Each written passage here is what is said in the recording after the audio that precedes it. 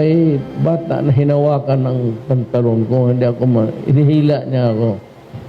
Sabi ko, anong anak, bakit? Sabi siya, umiiyak siya, sabi niya, Mayor, putuli naman itong paa ko bukas, pero pag nabuhay ako, bigyan mo ako ng paa.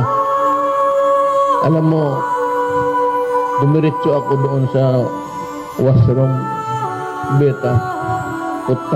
Umiyak talaga ako, pero hindi ko pinahalata. Halata lang nakapula ang mata ko. Binalikan ko ang bata, sabi ko, tandaan mo, pag wala akong maibigay sa iyo ng paa, itong isang paa, ipalipat ko sa iyo. Yan ang tandaan mo. Pre, pag napunta ako doon sa inyo, ikaw mag-alaga sa akin, ha? Magpagaling ka.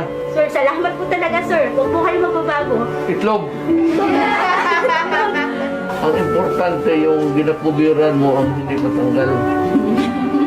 Pag yan ang tinanggal, putang ina.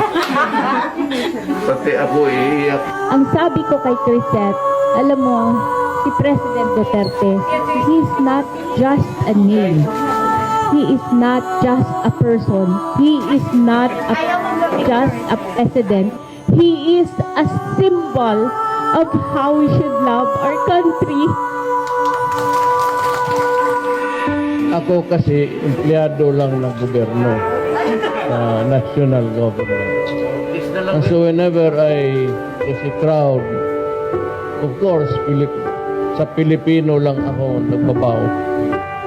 O respeto, as a trabahante,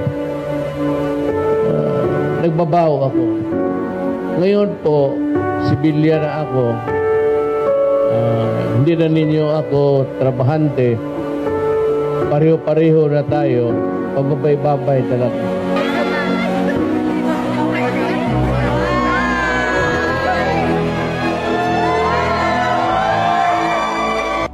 For the generous act of the Americans.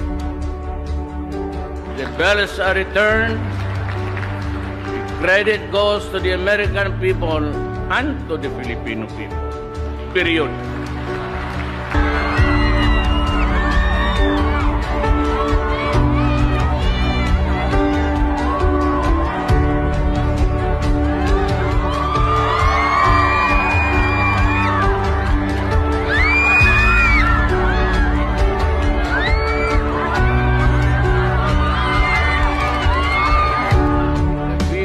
Of the wonderful town of Balingiga.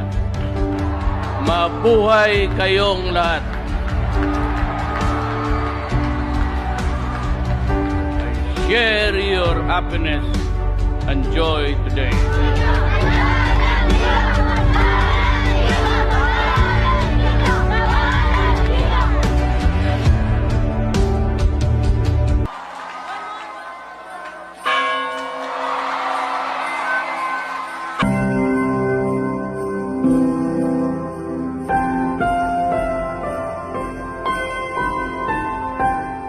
Daghang salamat sa Amerika. Daghang salamat kaninyong tanan. Daghang salamat sa Pilipino. Mabuhay ang Pilipinas.